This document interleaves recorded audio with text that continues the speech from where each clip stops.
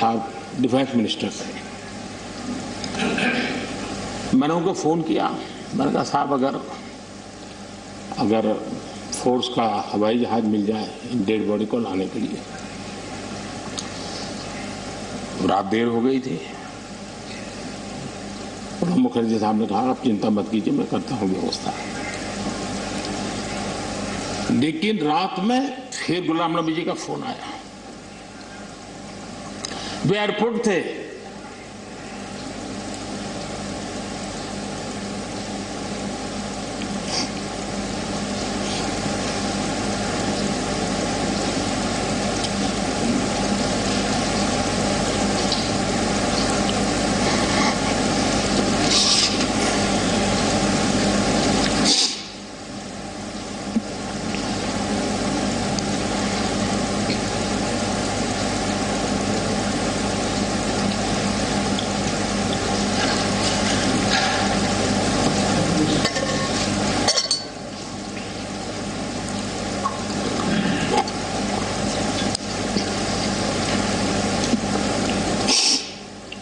Sorry, उस रात को एयरपोर्ट से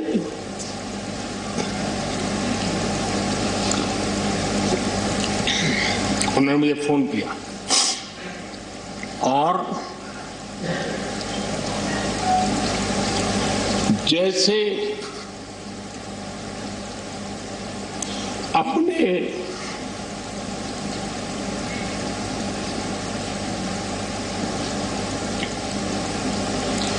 परिवार के सदस्य की चिंता करें,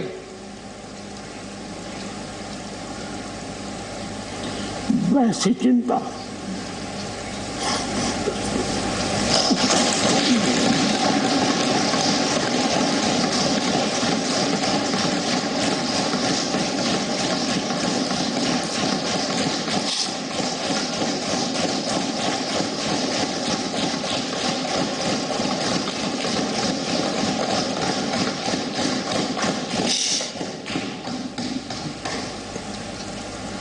पद, सत्ता जीवन में आती रहती है, लेकिन उसे कैसे पचाना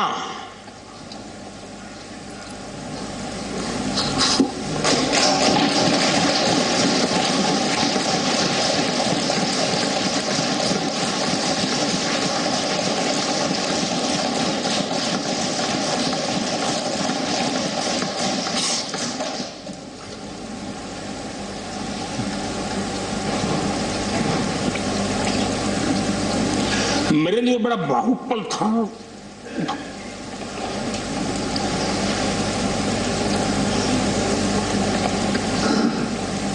दूसरे दिन सुबह फोन आया तो मोदी जी सब लोग पहुंच गए।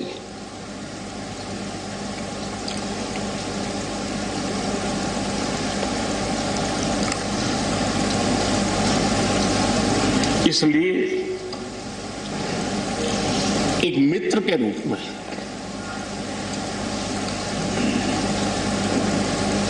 गुलाम नबी जी को घटना और अनुभव के आधार पर मैं आदर करता हूं।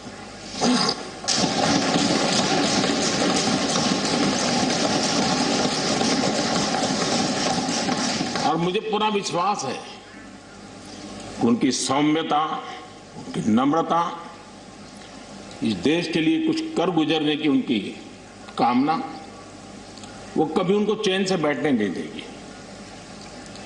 और मुझे विश्वास है कि जो भी दायित्व जहां भी वो संभालेंगे वे जरूर वैल्यू एडिशन करेंगे, कंट्रीब्यूशन करेंगे और देश उनसे लाभान्वित होगा। ये सब मेरा पक्का विश्वास है। मैं फिर एक बार उनकी सेवाओं के लिए आदरपूर्वक धन्यवाद करता हूं और व्यक्तिगत रूप से भी मेरा उनसे आग्रह रहेगा कि मन से मत मानो कि अब आप इस सदन में नहीं हो। आप के लिए मेरे द्वार हमेशा खुले, इन चारों माननीय सदस्यों के लिए खुले हैं। आपके विचार, आपके सुझाव क्योंकि देश में सब बहुत जरूरी होता है। ये अनुभव बहुत काम आता है, मुझे मिलता रहेगा, ये अपेक्षा मैं रखता ही रहूंगा। आपको मैं निवृत्त होने नहीं दूंगा। फिर एक बार बहुत शुभकामनाएं, धन्यवाद।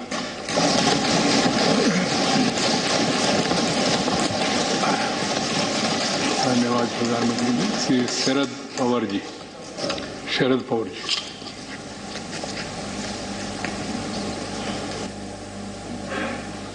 राज्यसभा में विपक्ष के नेता गुलाम नबी आजाद का कार्यकाल खत्म होने जा रहा है, उनको विदाई दी जा रही है और इस मौके पर गुलाम नबी आजाद की तारीफ की प्रधानमंत्री नरेंद्र मोदी ने। एक आतंकी घटना का वाकया उन्हें याद आया, तारीफ करते हुए बहुत ही ज्यादा भावुक हो गए प्रधानमंत्री नरेंद्र मोदी।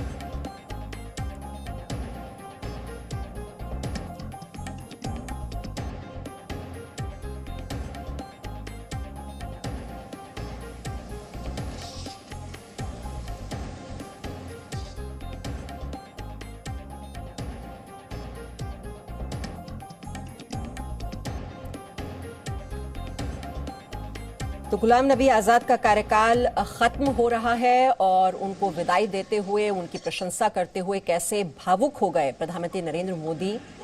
और इस वक्त शरद पवार क्या कह रहे हैं, आइए वो आपको सुना देते हैं। वहां से आने वाले और यहाँ आने के बाद हमेशा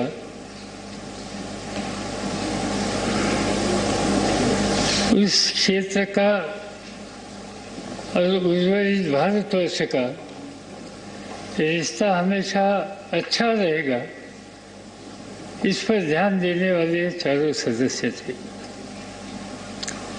गुलाम नबी आजाद जिनके साथ काम करने का मौका मुझे कई सालों से आया। आजाद साहब बेसिकली संगठन के आदमी थे। राजनीति में शुरुआत उन्होंने की कांग्रेस की विचारधारा से। जम्मू कश्मीर में योग संगठन करके इनका काम देखने के बाद कांग्रेस पार्टी ने, उस समय के जो कांग्रेस के नेतृत्व थे, इन सभी लोगों ने उनके संगठन कौशल्य का लाभ देश पातळी पर होने की आवश्यकता मद्देनजर रखते हुए उनके ऊपर इंडियन यूथ कांग्रेस के प्रेसिडेंट की जिम्मेदारी दे दी।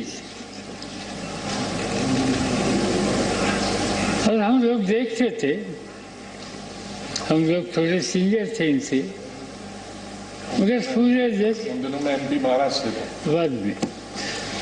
इसके बाद पूरे देश के सभी राज्यों में लेकर एक नई पीढ़ी को संगठित करने का काम उन्होंने अच्छी तरह से किया था। 1982 ये साल मुझे लगता है कि उनके जीवन में एक हमेशा याद रहेगा ऐसा साल था। एक तो 1982 में उन्होंने शादी की और 1982 में महाराष्ट्र से सबसे पिछड़ा हुआ डिस्ट्रिक्ट है जिसका नाम वाशिम, वो वाशिम से चुनाव लड़ने के लिए 1980 को कांग्रेस पार्टी के तरफ से खड़े रहे। मैं अपोजिशन में काम करता था और तब हमने जाकर वहां बताया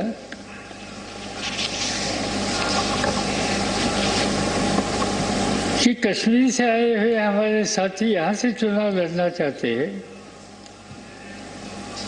ये तो मौका हम उनको देंगे नहीं।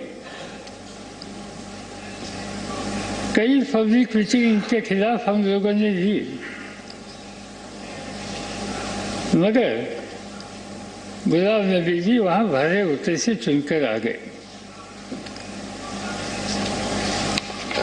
ये वाशिम जैसे मैंने कहा एक पिछड़ा हुआ डिस्ट्रिक्ट था, मगर वहाँ जाकर एक इलेक्शन, 2 इलेक्शन, 3 इलेक्शन करके वहाँ के लोगों का, वहाँ का जनता का विश्वास उन्होंने हासिल किया और हमेशा वाशिम का चेहरा कैसा बदल सकता है विकास के क्षेत्र में, इस पर उन्होंने ध्यान दिया। चाहे वहाँ के इरिगेशन प्रोजेक्ट हो, वहाँ की खेती, इसमें सुधार कैसे हो सकता है, वहाँ की शिक्षा के क्षेत्र में जो कोई इंस्टीट्यूशन काम करते थे उनकी समस्या हल कैसे हो सकते थे, यह सभी क्षेत्रों में हमेशा उन्होंने ध्यान दिया। और इसलिए वाशिम के नागरिक आज भी उनकी याद हमेशा करते हैं। कश्मीर से आए हुए साथी, जम्मू कश्मीर से, विदर्भ के वाशिम जैसे डिस्ट्रिक्ट में वहाँ के विकास के बारे में दिलचस्पी लेते हैं। ये वाशिम के लोगों ने कभी भूले नहीं, वो आज भी उनकी हमेशा याद करते थे। वाशिम के साथ साथ पूरे विदर्भ के विकास के लिए ध्यान देने का उन्होंने काम किया। कई बार राज्य सरकार ने भी, जो कोई हमारे जिम्मेदार लोग हैं जिनके हाथ में राज की नौका थी, इन लोगों के साथ भी आवश्यकता पड़ी तो संघर्ष करने का काम किया, क्योंकि विदर्भ किसी क्षेत्र में पीछे नहीं रहना चाहिए और राज्य की एकता के लिए इसकी बहुत आवश्यकता है। ये बात उन्होंने हमेशा सामने रखी। संसद में जैसे माननीय प्रधानमंत्री जी ने अभी कहा कि कई साल उन्होंने यहाँ बिताए, मुझे लगता है कि शायद संसद में गुलाम नबी ऐसे एकमात्र सदस्य हो कि जिन्होंने इस देश की गवर्नमेंट की जितनी डिपार्टमेंट, जितनी कमिटीज है, सभी में काम करने का मौका उनको मिला। वो डिफेंस मिनिस्टर में थे, इंफॉर्मेशन ब्रॉडकास्टिंग मिनिस्टर में थे, food and civil supply minister में थे, होम मिनिस्टर में थे, पार्लियामेंट्री अफेयर्स मिनिस्टर में थे, सिविल एविएशन पे थे, टूरिज्म में थे, वाटर रिसोर्सेज में थे, अर्बन डेवलपमेंट में थे, लॉ एंड जस्टिस में थे। मुझे नहीं लगता कि इस सदन में कोई एक व्यक्ति इतनी मिनिस्ट्री में काम करके इस सदन में इन सभी मिनिस्ट्री का काम करने के लिए काम किया। और साथ साथ जैसे केंद्रीय मंत्री के रूप में उन्होंने काम किया। हम पिछले कुछ सालों से देख रहे हैं कि प्रतिपक्ष के नेता के रूप से आज इस सदस्य का और इस पद का गरिमा ऊंची करने का काम उन्होंने पिछले कोई सालों से किया है। राजनीति में संघर्ष होते हैं,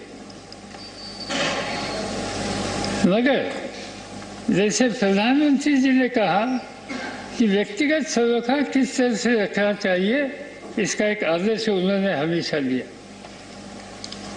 जब वो पार्लियामेंट्री अफेयर्स मिनिस्टर थे तब पूरी अपोजिशन के साथ उनके रिश्ते बड़े अच्छे लगते थे। हर दिन सभी अपोजिशन प्रतिपक्ष के जितने नेता लोग हैं, इन सभी के साथ एक संपर्क करके कोई समस्या उनकी हो तो वो जानकर वो हल करने के लिए उनका हमेशा सहयोग सब अपोजिशन के नेता। गुजरात के यात्री, क्योंकि जम्मू कश्मीर में जाने वाले टूरिस्ट में गुजरात बहुत बड़ा नंबर रहता है, और टेररिस्टों ने पर हमला कर दिया, करीब 8 लोग शायद मारे गए। सबसे पहले गुलाम नबी जी का मुझे फोन आया।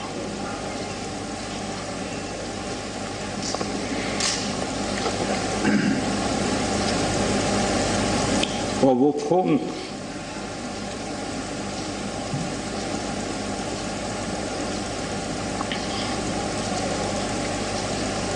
सिर्फ सूचना देने का नहीं था,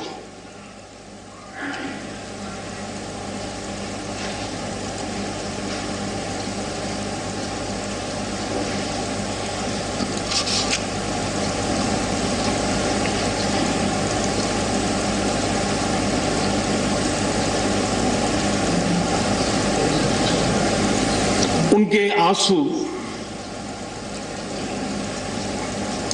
रुक नहीं रहे थे। फोन पे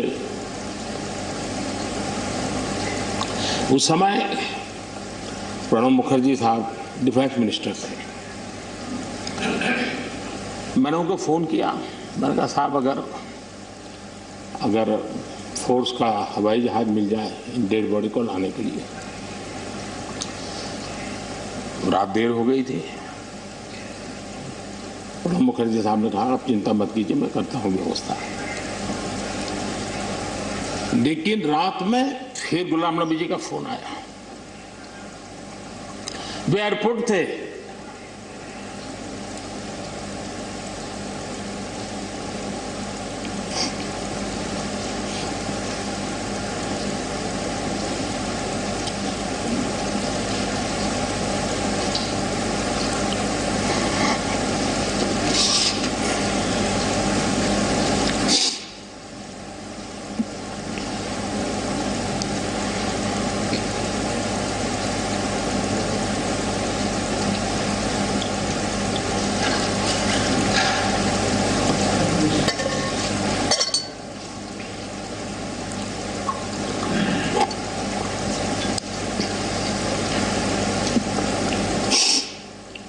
सॉरी, उस रात को एयरपोर्ट से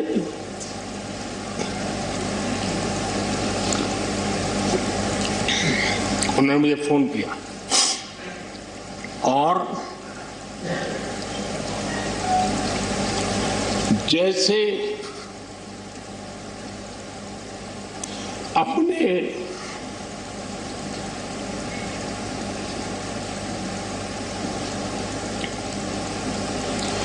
परिवार के सदस्य की चिंता करें,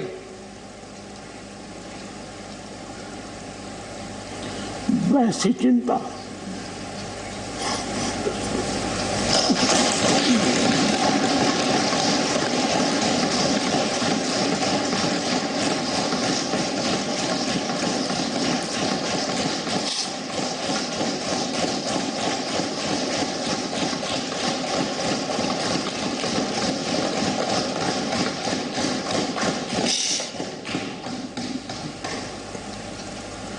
पद, सत्ता जीवन में आती रहती है, लेकिन उसे कैसे पचाना,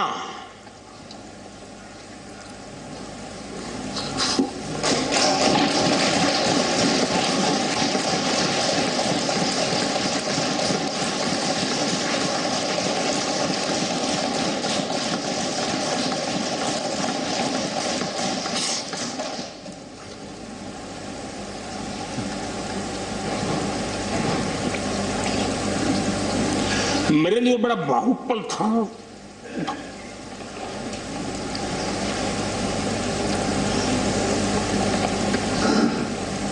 दूसरे दिन सुबह फोन आया तो मोदी जी सब लोग पहुंच गए।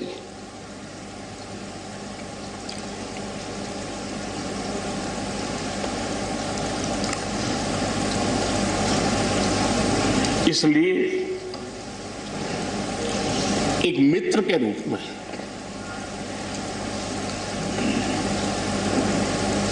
गुलाम नबी जी को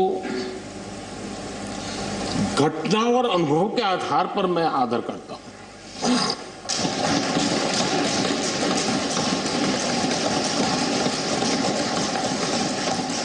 और मुझे पूरा विश्वास है कि उनकी सौम्यता, उनकी नम्रता, इस देश के लिए कुछ कर गुजरने की उनकी कामना, वो कभी उनको चैन से बैठने नहीं देगी। Good qualities of Mr. Azad is really exemplary. Now, our Honorable Prime Minister has, in spite of his busy schedule, he has allotted time and he has spoken about the good qualities. It is a great gesture. Now, when I was entering into the politics, I am not entering, I was pushed into the politics by Honorable Amma. I expressed my reluctance. Then she boldly asked me, directed me to go and attend and watch the speeches of all the leaders. And also she has directed me to interact with all the political leaders. She specifically mentioned the name of Mr. Ghulam Nabi Azad. You don't hesitate. You move with him and try to learn how to build our nation. You don't confine to your legal profession. It is